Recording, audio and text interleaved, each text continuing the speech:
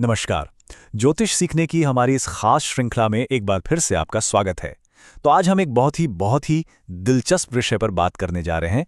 11वें भाव में शुक्र, आखिर इसका मतलब क्या होता है? चलिए आज इसे अच्छे से समझते हैं। तो क्या आपकी कुंडली में शुक्र 11वें भाव में बैठा है? क्या ये वो जादुई प्लेसमेंट है जो आपको बड़े बड़े लाभ, एक जबरदस्त नेटवर्क और प्रभावशाली दोस्त देता है? या फिर कहीं ये आपको इच्छाओं के एक कभी ना खत्म होने वाले चक्र में फंसा देता है? आइए आज 11वें भाव में बैठे शुक्र के पीछे की असली सच्चाई को परत दर परत समझते हैं। तो देखिए, आज की हमारी चर्चा का रोड मैप कुछ ऐसा रहेगा। सबसे पहले हम समझेंगे कि 11वें भाव में शुक्र का असल मतलब क्या है। फिर हम देखेंगे कि लाभ और सामाजिक जीवन पर कैसे असर डालता है, और हाँ, इच्छाओं और महत्वाकांक्षाओं को कैसे बढ़ाता है। इसके बाद हम इसकी चुनौतियों और सावधानियों पर भी नजर डालेंगे और थोड़ा गहरा ज्योतिषीय विश्लेषण भी करेंगे। और आखिर में हम कुछ आसान उपाय और निष्कर्षों के साथ इस चर्चा को पूरा करेंगे।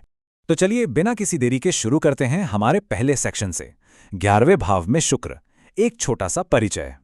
देखिए, सबसे पहले तो ये समझना बहुत जरूरी है कि आखिर ये 11वां भाव है क्या चीज। ज्योतिष में ये भाव है इनकम और गेन्स का, मतलब आय और लाभ का। यही आपकी इच्छाओं, आपकी महत्वाकांक्षाओं का घर है। और इतना ही नहीं, ये आपके फ्रेंड सर्कल, आपके नेटवर्क और समाज में आपकी पहचान को भी दिखाता है।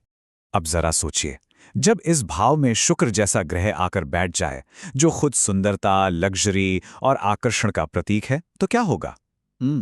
सीधी सी बात है, आपकी जो गेन्स हैं, जो लाभ हैं, वो सिर्फ बड़े नहीं होते, वो आकर्षक मतलब अट्रैक्टिव हो जाते हैं।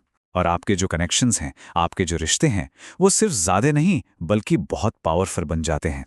तो आइए अब इसी बात को और गहराई से समझते हैं हमारे अगले सेक्शन में, लाभ और सामाजिक जीवन। और ये कहावत तो सुनी ही होगी, your network is your net worth. तो इस प्लेसमेंट का असल मतलब है क्या? देखिए, इसका मतलब है एक ऐसी जिंदगी जहां आपके दोस्त ही आपके लिए मौके बनकर आते हैं। आपका सोशल सर्कल ही आपकी सबसे बड़ी ताकत बन जाता है और आपकी इच्छाएं मानो बड़ी आसानी से पूरी होने लगती हैं। आप इसे एक तरह का रिवॉर्ड सिस्टम समझ सकते हैं, जहां जिंदगी आपकी सोशल एनर्जी के बदले आपको इनाम देती है। अच्छा, अब अगर हम आर्थिक लाभ और इनकम की बात करें, तो ये प्लेसमेंट बहुत शक्तिशाली माना जाता है। इससे अक्सर इनकम के एक नहीं बल्कि कई सोर्स खुल जाते हैं। आपका जो नेटवर्क है, उसी के जरिए आपकी फाइनेंशियल ग्रोथ होती है, और जो भी कमाई होती है उससे लग्जरी और आराम की जिंदगी मिलती है। मतलब साफ है, ऐसे लोगों के लिए पैसा सिर्फ कड़ी मेहनत से नहीं आता, बल्कि उनके कनेक्शन से, उनके रिश्तों से आता है। कह सकते हैं कि उनका सोशल नेटवर्क ही उनके लिए एक तरह की फाइनेंशियल पाइपलाइन बन जाता है। तो शुक्र यहाँ देता क्या है? ये आपको प्रभावशाली और हमेशा साथ देने वाले दोस्त देता है।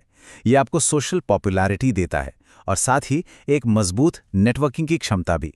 आप ये समझ लीजिए कि ऐसे लोग कभी अकेले नहीं चलते, उनके साथ एक पूरा का पूरा इकोसिस्टम, एक पूरा तंत्र चलता है। अब अगर हम इनकी लव लाइफ और सोशल लाइफ की बात करें, तो यहाँ एक बहुत ही दिलचस्प पैटर्न देखने को मिलता है। अक्सर क्या होता है, इनका प्यार दोस्ती से ही शुरू हो जाता है। दोस्त ही पार्टनर बन जाते हैं और जो भी अट्रैक्शन होता है वो सोशल सर्कल के अंदर ही पैदा होता है। इनके रोमांटिक कनेक्शंस भी नेटवर्किंग के जरिए ही बनते हैं और शायद इसीलिए इनकी लव लाइफ अक्सर सबके सामने होती है, कुछ छिपा हुआ नहीं रहता। चलिए अब आगे बढ़ते हैं और बात करते हैं हमारे अगले सेक्शन की, इच्छाएं और महत्वाकांक्षाएं, यानी और ज्यादा पाने की चाहत। 11वें भाव में बैठा शुक्र आपकी इच्छाओं को, आप कह सकते हैं, कई गुना बढ़ा देता है। एक लग्जरी लाइफस्टाइल की इच्छा, सोशल सक्सेस की चाहत और समाज में पहचान और शोहरत पाने की महत्वाकांक्षा। और ये चाहत बढ़ती क्यों है? क्योंकि इनकी जिंदगी नेटवर्क पर टिकी होती है, जहां दूसरों से मिलने वाली तारीफ और वैलिडेशन एक फ्यूल की तरह काम करती है। और मजे की बात यह है कि अक्सर इनकी ये इच्छाएं पूरी भी हो जाती हैं, लेकिन हाँ, कभी-कभी इसकी एक कीमत चुकानी पड़ती है, और वो है जिंदगी का संतुलन। तो अब जब हमने इतने सारे पॉजिटिव पहलू देख लिए हैं, तो जाहिर है हमें चुनौतियों पर भी ध्यान देना होगा। तो हमारा अगला सेक्शन है चुनौतियां और सावधानियां, वो जाल जिनसे बचना बहुत जरूरी है। एक बात हमेशा याद रखिएगा, हर बड़े फायदे के साथ एक बड़ा जाल भी छिपा होता है। सबसे पहला खतरा है सोशल वैलिडेशन, यानी सामाजिक मान्यता पर बहुत ज्यादा निर्भर हो जाना। दूसरा, इच्छाओं का इतना बढ़ जाना कि कभी सैटिस्फैक्शन ही ना मिले। तीसरा, दोस्तियों का सुपरफिशियल, यानी सिर्फ दिखावटी हो जाना। और चौथा, और शायद सबसे अहम, गलत लोगों पर भरोसा कर लेना। यहां समझने वाली बात बस इतनी सी है कि कभी-कभी जिस नेटवर्क को आप अपनी सबसे बड़ी ताकत समझते हैं, वही आपके लिए सबसे बड़ा भटकाव बन सकता है। जिस सोर्स से आपको पावर मिलती है, वही आपकी कमजोरी भी बन सकता है। अब उन लोगों के लिए जो ज्योतिष को और भी गंभीरता से सीख रहे हैं, चलिए अब थोड़ा डीप डाइव करते हैं और आते हैं हमारे अगले सेक्शन पर, गहन ज्योतिषीय विश्लेषण। चलिए अब कुछ और गहरी ज्योतिषीय बारीकियों को समझते हैं। देखिए, 11वें भाव को ज्योतिष में एक उपचय भाव कहते हैं। इसका सीधा सा मतलब है ये उन घरों में से है जो वक्त के साथ बेहतर होते हैं, ग्रो करते हैं और मजबूत होते जाते हैं। अब शुक्र यहाँ इच्छाओं को पूरा करने की ताकत तो देता है। अगर कुंडली में शुक्र मजबूत है तो इंसान को आर्ट, लग्जरी और अपने सोशल चार्म से फायदा मिलता है। लेकिन अगर यही शुक्र पीड़ित हो जाए तो गलत दोस्त मिल जाते हैं और रिश्तों से नुकसान होता है। अगर शुक्र राहु के साथ आ जाए तो सोशल लाइफ में जबरदस्त उछाल आता है, लेकिन साथ में एक भ्रम, एक इल्यूजन भी बना रहता है। और वहीं अगर ये शनि के साथ हो तो गेन्स धीरे धीरे मिलते हैं, लेकिन जो नेटवर्क बनता है वो बहुत स्टेबल होता है। तो अब सवाल ये उठता है कि इस प्लेसमेंट को मैनेज कैसे किया जाए, इसका सही फायदा कैसे उठाया जाए। चलिए अब हम चलते हैं अपने आखिरी सेक्शन की तरफ, उपाय और निष्कर्ष, यानी आगे का रास्ता। इस प्लेसमेंट को अच्छे से मैनेज करने के लिए कुछ बहुत ही प्रैक्टिकल कदम उठाए जा सकते हैं। नंबर 1, शुक्रवार के दिन माता लक्ष्मी की पूजा करें। नंबर 2, अपने दोस्तों को बहुत समझदारी से चुनें। हमेशा याद रखें, क्वालिटी ओवर क्वांटिटी। नंबर 3, अपनी इच्छाओं को थोड़ा कंट्रोल में रखें। और नंबर 4, अपनी सोशल लाइफ और अपनी पर्सनल ग्रोथ के बीच एक बैलेंस बनाकर चलें।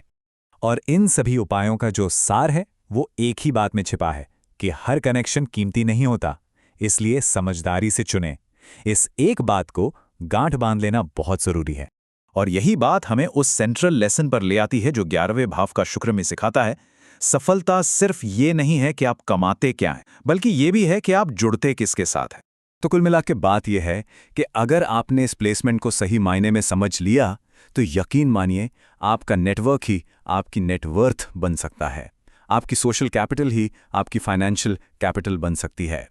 तो अगर आपको इस विश्लेषण से कुछ भी नया सीखने को मिला हो तो इसे लाइक ज़रूर करें और दूसरों के साथ शेयर भी करें। और हाँ, नीचे कमेंट्स में हमें ज़रूर बताइएगा, क्या आपकी कुंडली में भी शुक्र 11वें भाव में है?